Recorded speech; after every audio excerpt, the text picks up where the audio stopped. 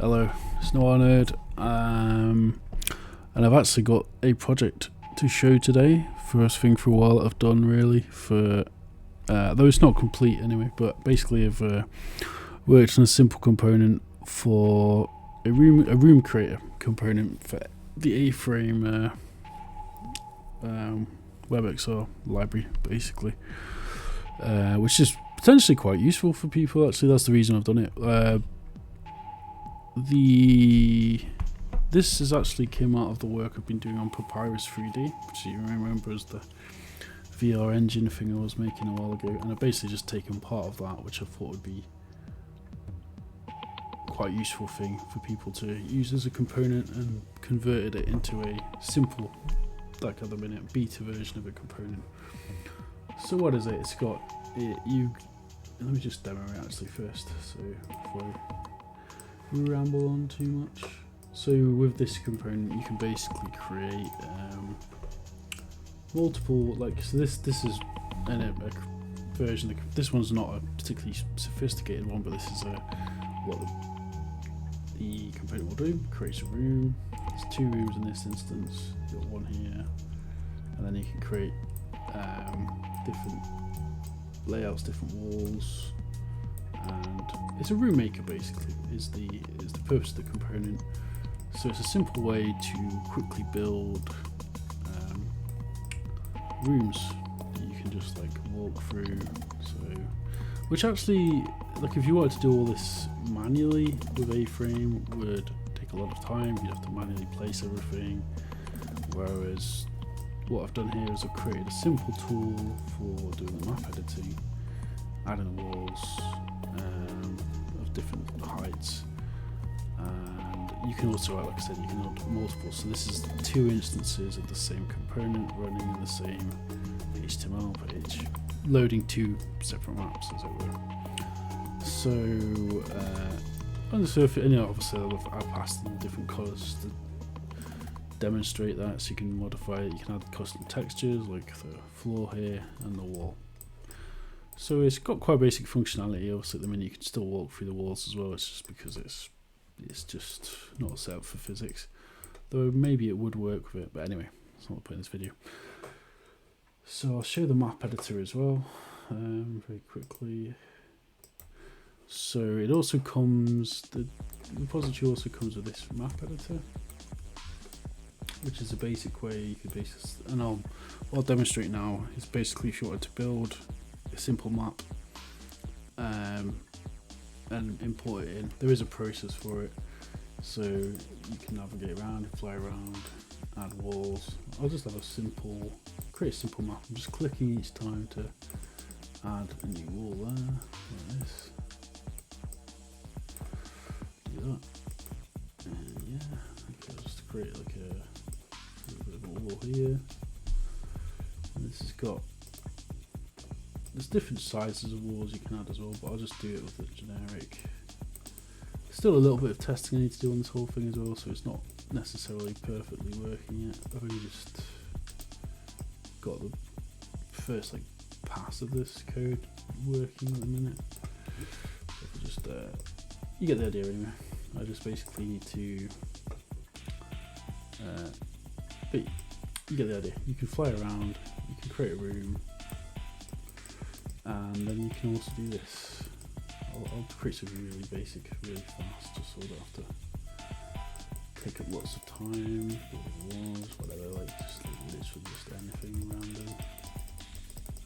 But you can get artistic with it, of course, if you wanted to. The textures in this one are just representative. It just helps to have something nice to look at. And then this environment component just generating all the stuff in the back. You also delete, so you can delete things if you added it, add a full height, that sort of thing. I'll delete it, have to turn it off. Anyway, then I go download map. That then creates an array with a bunch of, which is basically a flattened version of the array that creates these rooms, right? So if we go here, I'll show my editor. So I've got that. So then if I was going to then import that in for use, I'd go map test here. So map test is one of the ones loading in. I'll simply find where the data array is the JSON and copy that in. If I then load up now this, it's just like the example demo HTML, and it should load up. Yeah, that's basically a representation of what I just created in that map. You can see it's like sort of scrambled. That's a little bit off, and it's probably something needs fixing, but basically, yeah, that's that's basically the room I just created. So it's just loaded it in. You can set it to whatever you want it to, basically. You can change the colours as well. So, for example, if I go to, and this is quite a useful thing actually, because I think there is another component out there which is a little bit more advanced than this in some respects, but by oh my god, it's Raven. It's quite a good one. I've used it before, but this is sort of like a slightly different use case, because maybe if you want to add different multiple rooms, you want to add like I don't know, if you've got a different scenario of use. So I'll just like do pink. I'll just show that you can also add these. So I'm getting ahead of myself actually, sorry. So this is where the actual components initialize the room. You had two entities, you had the room, you had the settings, so you got a map to load. That's the reference to the JSON of what you want to load. The wall color, which literally sets the wall color. Wall texture, which grabs one of these textures, so it's just need to pass it in an ID and it'll load that in. And then the floor texture. So I could change the floor texture, for example, to wood door. For example, just want to load in a different floor. Just load in wood door. This should now change to blue, and yeah, it's got a different floor now. Looks a bit different. Looks different all around. Just loaded in different textures. Made quite a lot of difference. Looks a lot better actually. You can do the same for the walls too, of course. So if we go, could load in grunge instead of brick. These are just some textures that were set up before, but like literally what you have to do is obviously pass in the whatever the asset ID is. So let's load in a different texture now as well. And then save the other one. So yeah, that's pink. It's very slightly pink, but that's how you use it basically. I might add to it obviously. It's very basic. It's just most basically for creating sort of flat maps. I don't think it would. Well, actually, technically, it probably would support 2 floors, but you'd have to. Let me just try that out. Actually, quite curious as to. That would probably work, because basically you just need to have the y-axis up like this. So I guess in a sense it would, but I'm just going to check this out because I've never done it before. I'll load the same map and just adjust the position on the y-axis maybe. But this should in theory work. So if we go to 0 and then make it like, I don't know, minus 100 or something. So in theory that might work, but I don't know. Because you're just literally stacking one top. Fuck off. You're just literally stacking one on top of the other. I guess. I don't know. It's probably too high up there.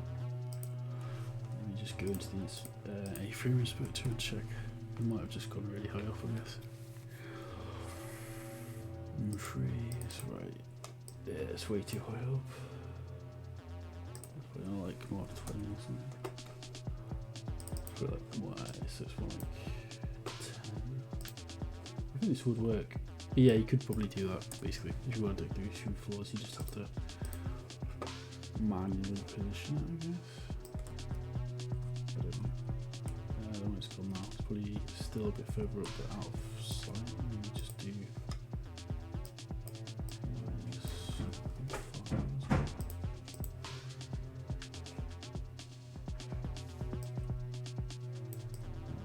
Down below, I don't know.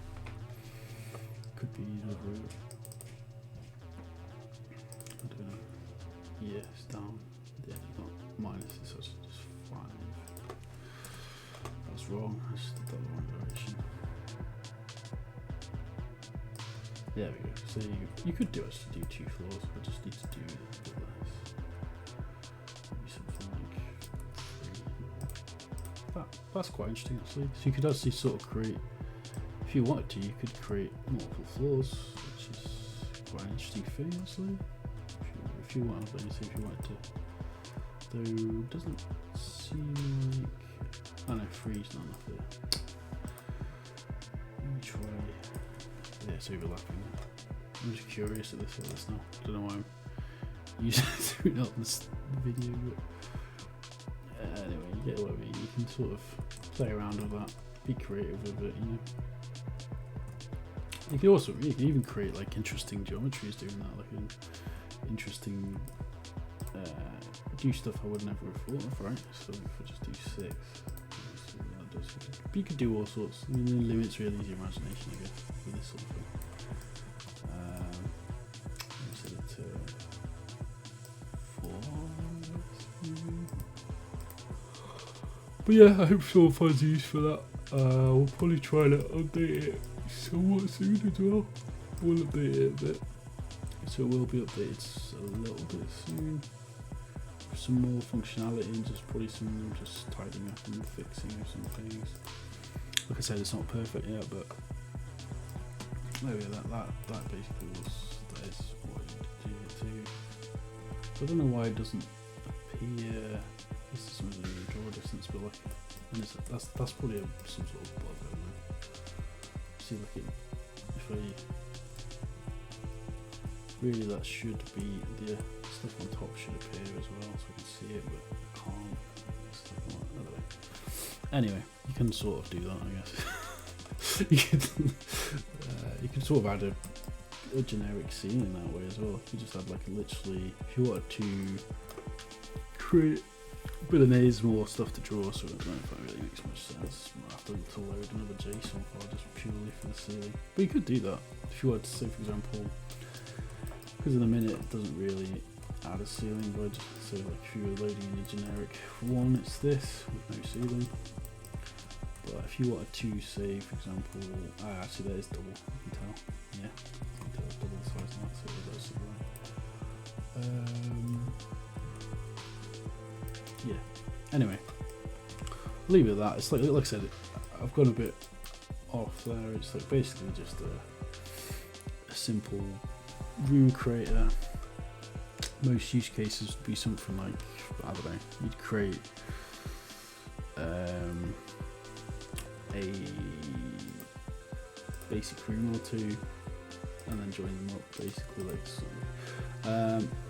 I've got some shout outs because I actually have a starting point for this. So this is what first gave me the idea of doing this. So you saw this post by Dan Brown on his little hacks, basically about and this is where I got the idea for doing most of the code, to be honest, for doing the actual room generation. And then I've just modified it, obviously, and changed it, and customized it into a component for A-frame. But I thought I'd just obviously give a shout out to that post, because it was the post that sort of got me thinking about generating rooms. Basically the way the rooms are generated is a for loop as well, so I'll just quickly show some of the code, I guess, which you can see anyway in the component code. We'll just run add to presentation mode. So we've just got like a schema here, the wall color, blah blah blah, all that. Just load the data in here. It's nothing too exciting there, it's just loading in for JSON. This is where the actual room's created. So this is the for loop.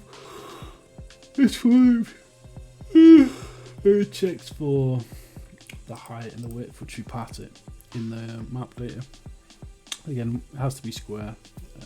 But anyway, if it's 25 by 25, it runs that 25 and then 25 and then that. It's nested for loop, basically. Do various things to set the positioning, and then just checks, is this, and then in the array you've got like 0, 1, 2, 3, 4, and each number represents a different type of wall.